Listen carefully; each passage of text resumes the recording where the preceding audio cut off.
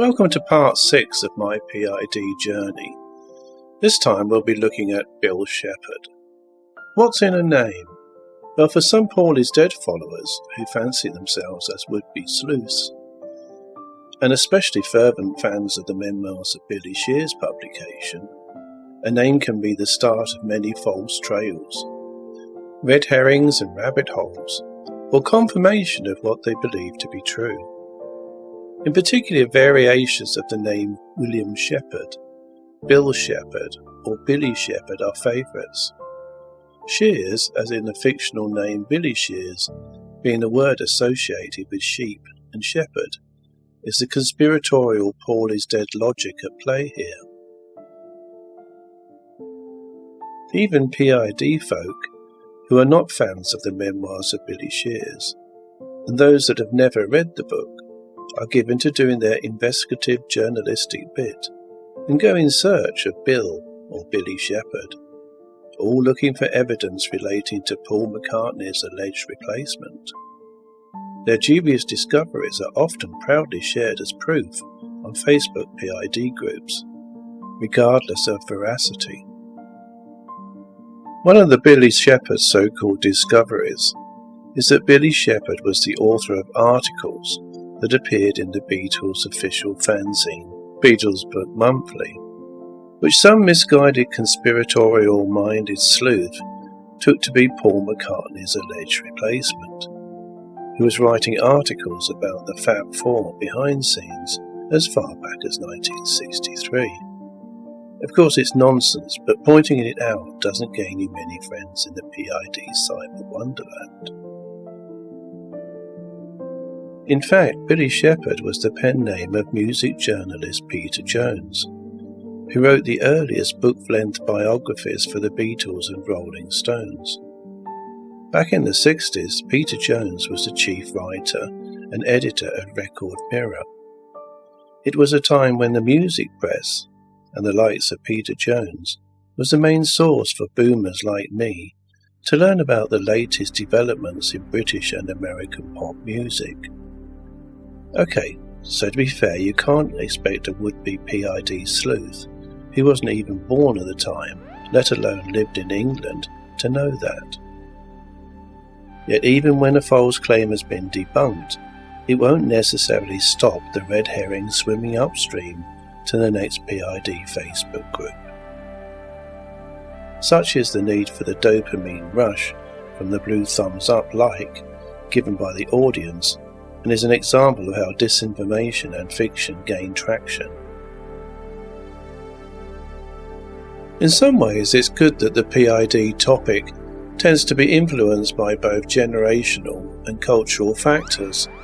Otherwise, there would be more William Shepherds popping up, like Conservative MP William Shepherd, who was in the mix regarding England's defining 60s moment and the 1963 Christine Keeler perfumer affair, when he reported his qualms about Stephen Moore to the security services. But 1963 and England are little-known entities and very much underrepresented in the PID wonderland, despite the year being the birth of Beatlemania and England being the birthplace of the Beatles.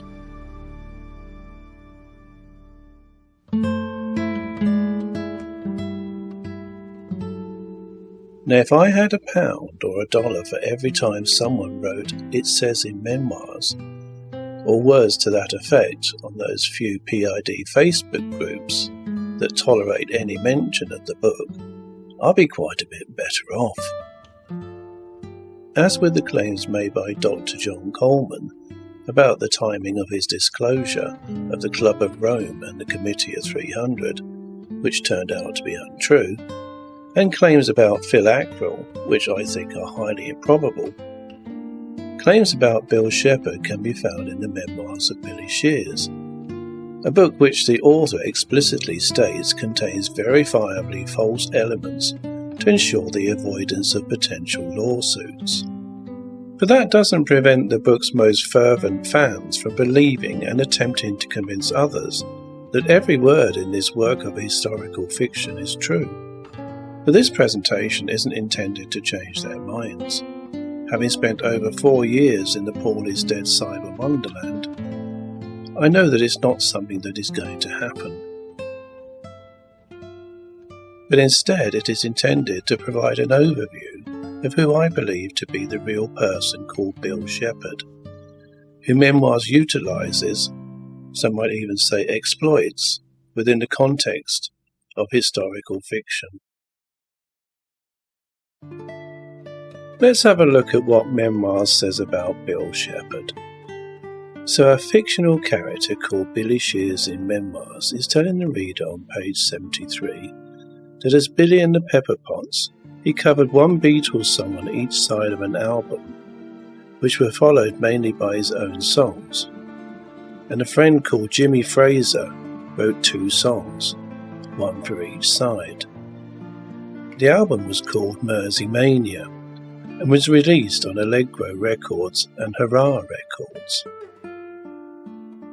Pickwick Records was an American record label and British record distributor, known for its budget album releases and sound-alike recordings and bargain bin reissues. I remember you could buy these cheapo records at Woolworths when I was a kid. Not that I'd be seen dead with one under my arm. Memoirs says its central character shortened the name Billy and the Pepperpots to the Beats for the Merseysound version of the same record. Billy and the Pepperpots then made a sequel titled Beat, More Mersey Mania, which followed the same format.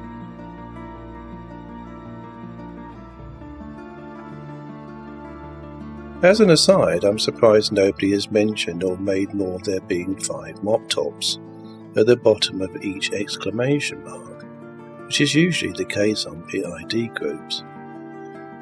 Perhaps it's a secret clue alluding to John, Paul, George, Ringo and Billy. There you go, I'll give you that false clue for free. On page 74, Memoirs mentions the name Bill Shepherd, stating, "Living and making a living as Bill Shepherd, I never made it big, but I loved what I was doing. By interchanging the names Billy Shears, Billy and the Pepperpots and Bill Shepherd, these names have become synonymous with that of Paul McCartney's alleged replacement in the minds of the book's devotees." According to the user-generated online database Discogs, Billy Pepper and the Pepperpots, Mersey Mania was a Mersey beat cash-in LP, organised by Bill Shepherd and released in 1964.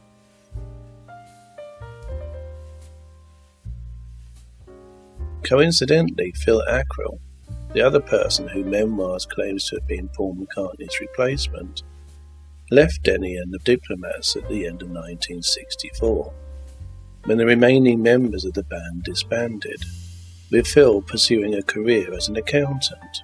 At the same time, Viv Stanshall, the third person who Memoirs claims to be Paul McCartney's replacement, had been playing with the Bonzo Dog Doodah Band for 2 years, the Bonzos having formed in 1962. By the way, Bill Shepherd, who recorded those cash-in Billy and the Pepperpots albums, was born in 1927 and would have been 40 years old in 1967. He's looking pretty good for a 40-year-old if he was Paul McCartney's replacement in 1967, as seen here. How the 5'8" tall Bill Shepherd, according to his son Gary Shepherd, with a round face became the taller, thinner-faced Phil Ackrell, Memoirs doesn't explain. Nor does it explain the mechanics of how Phil Ackrell became Viv Stanshall, assuming we are to believe they are all the same person and all Paul McCartney's replacement. But it is claimed that Billy became a Paul McCartney lookalike following alleged surgery in Kenya in November 1966, and Billy continued to play the role of Viv Stanshall up until Linda McCartney was diagnosed with cancer in 1995. Phew, it's a lot to process. I should hasten to add that this is according to what readers of the Memoirs of Billy Shears tell me. But why Viv Stanshall looked exactly the same before and after that alleged November 1966 surgery, no one has successfully explained to my satisfaction, other than proclaiming it was all down to the use of latex. But I can see how you can make a thin face appear fatter using latex, but not a fat face thinner. Anyway, onwards and upwards.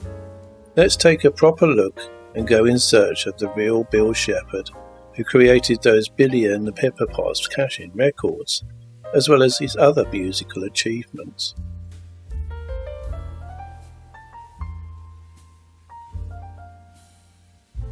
So who was the real Bill Shepherd?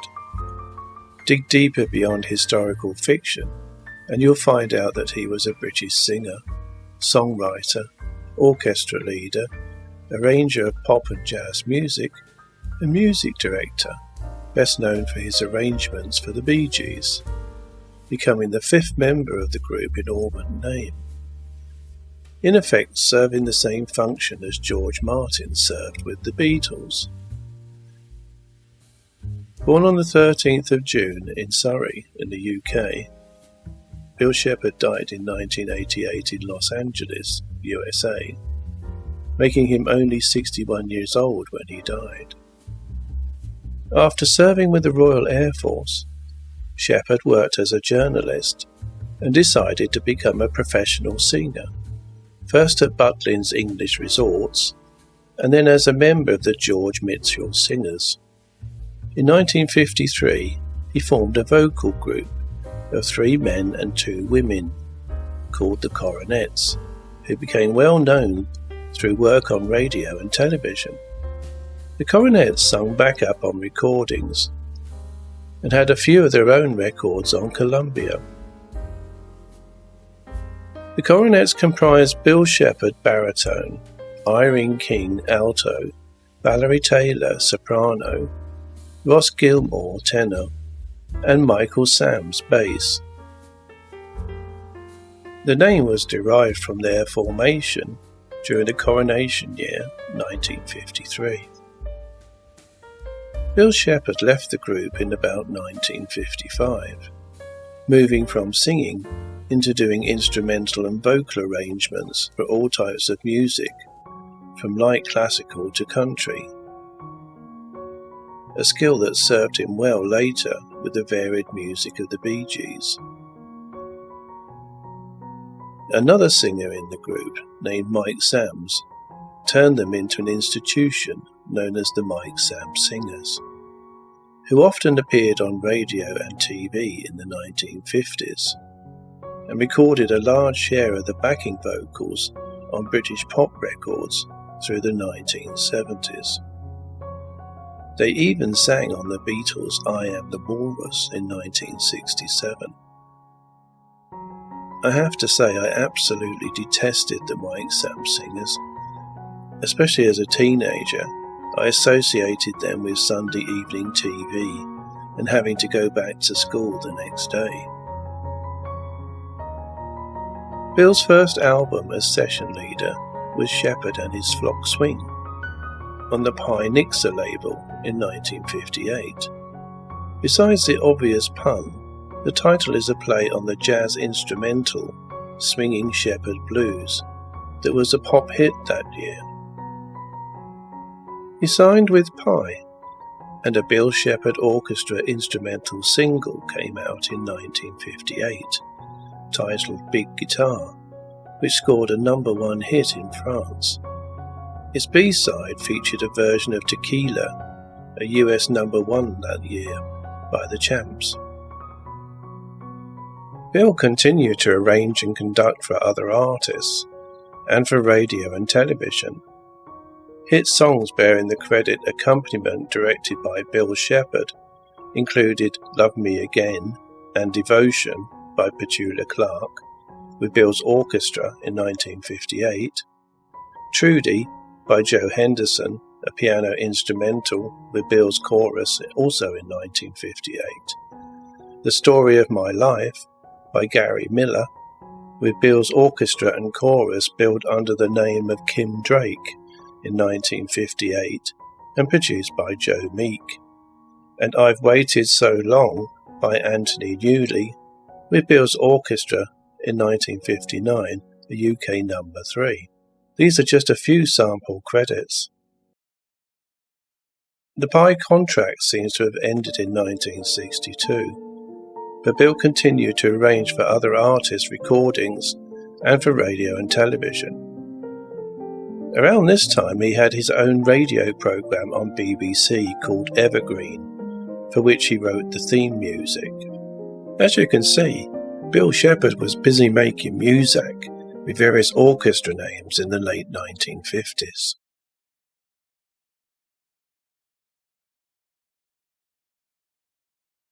In 1961, the person most people would come to know as the 70s paedophile glam rocker Gary Glitter, then under the stage name of Paul Raven, signed a new recording contract with Parlophone and worked with record producer George Martin. This is before Martin's association with the Beatles. Martin produced 2 singles for Paul Raven, Walk On Boy and Terror of Strength, but neither sold very well, and Gary Glitter's recording career as Paul Raven stalled. Under the stage name Gary Glitter, his career ended after he was convicted of downloading child pornography in 1999. And under his real name of Paul Francis Gadd, he was also convicted of child sexual abuses in 2006, and a series of sexual offences included attempted rape in 2015. Bill Shepherd is credited with directing the accompaniment of both the A-sides and B-sides of these 2 failed singles.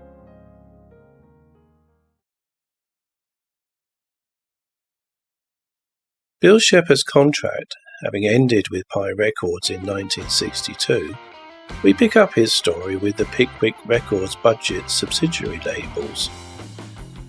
Bill and his friend Jimmy Fraser created 2 beat group cash-in albums in 1963 and 1964 as Billy and the Pepper Pots. Titled Mersey Mania and More Mersey Mania, they contained a few Lennon and McCartney songs, but mostly Bill Shepherd compositions, sung by Bill and Jimmy, and played by a Beatles-like rock band of hired musicians.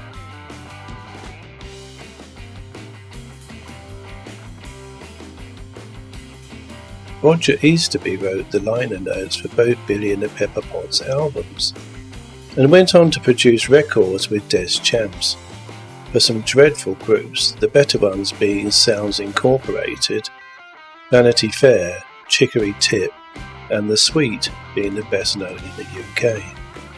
A version of the song Son of My Father found its way to studio manager Roger Easterby, who then persuaded the British band Chicory Tip to record it. The song, produced by Easterby and Des Champs, was recorded on Christmas Eve 1971 in George Martin's studio. This dreadful song reached the number 1 position in the UK charts in February 1972. I guess there's no accounting for taste or lack of it. England's hit, or England's shit, as written here.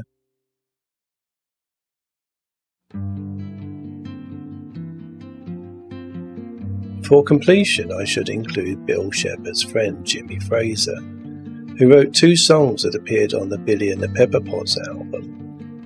Jimmy Fraser, real name Fraser Potts, started out in the Fraser Hayes 4. Hayes originally studied art, and Jimmy Fraser engineering. They each dropped their original careers to become dance band guitarists. They then formed a close harmony vocal group originally called the Fraser Hayes Quartet, and then the Fraser Hayes 4 in the late 1940s. They disbanded in 1953 and reformed in 1956. The group split for good in late 1969. They are best known for providing musical interludes on the BBC radio programmes Beyond Our Ken and Round the Horn. Given that Jimmy Fraser's real name was Fraser Potts, it's not too difficult to imagine that the name Billy and the Pepper Potts came from a mixture of the names Bill Shepherd and Fraser Potts. Fraser Potts emigrated to America and died in Florida in 2001, aged 79. Which one of these smiling chappies is Fraser, I was unable to determine. If anyone knows, please drop a line in the comments below. There's no mention of Bill Shepherd emigrating to Australia in Memoirs, or anything that followed. I think it would be interesting if someone did a Dr. Truby type spectrograph voice analysis of Bill Shepherd's singing voice on Billy and the Pepper Potts, and compared it with, say, the voice on Let It Be. Possibly Bill's last album before emigrating was Bill Shepherd Plays Evergreens, released on Parlophone around June 1964. He wrote in the sleeve notes that my main ambition is to compose, especially modern pops, and do a lot more lyric writing, but adds that with the new big band, the current radio, TV and session work, there isn't a great deal of free time. But for some reason, less than a year later, he was on the other side of the world recording songs for 3 teenage boys, namely the Bee Gees.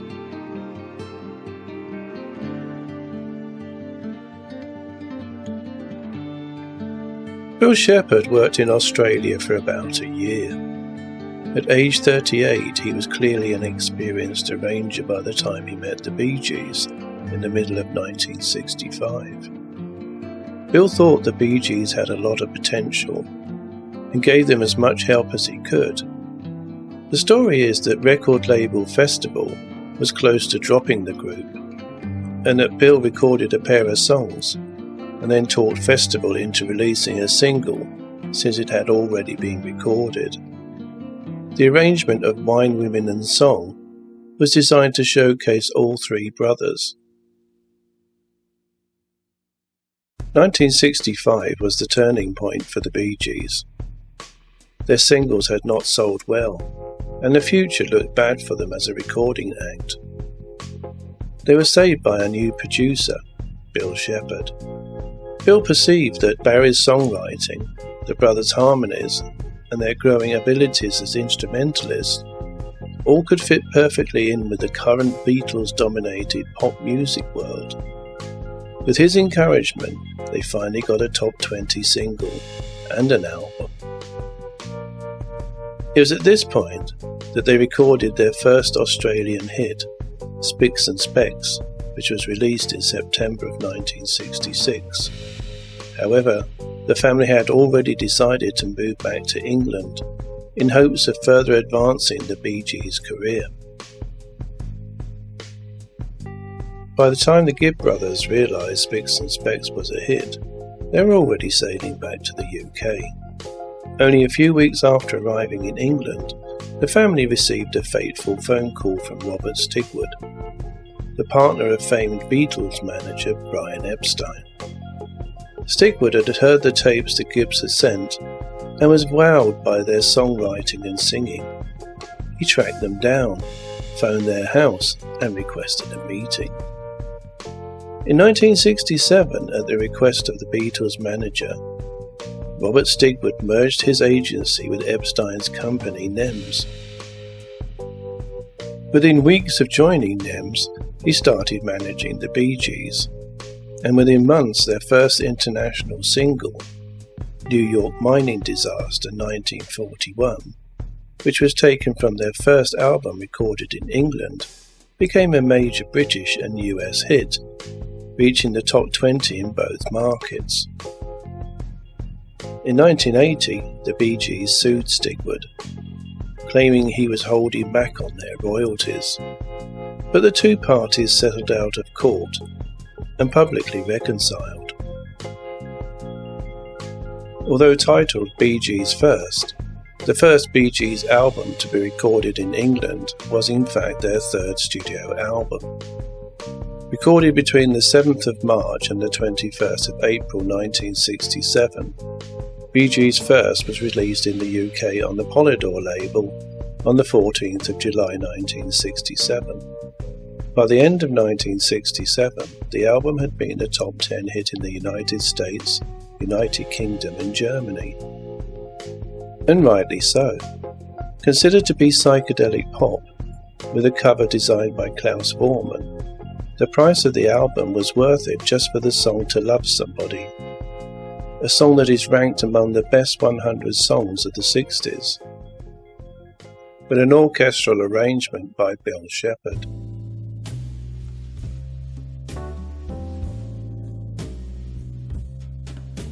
Compelled by the rumour-mongering on Internet Paul is Dead forums, Gary Shepherd posted on several of them in an attempt to set the record straight about his late father, Bill Shepherd, stating that his father indeed was the main writer for the Billy and the Pepperpots' jokey cash-in album during the Beatlemania craze, and had emigrated to Australia in the 60s, got a contract for the festival label and took over recording the Bee Gees, and returned to England where he became their main orchestrator and arranger for their earlier hits.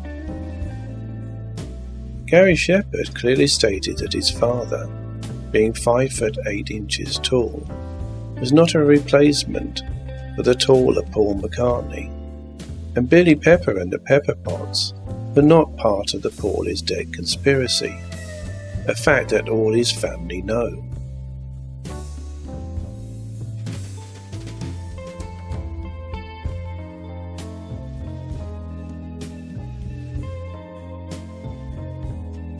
Now, as critical thinkers, we have a choice.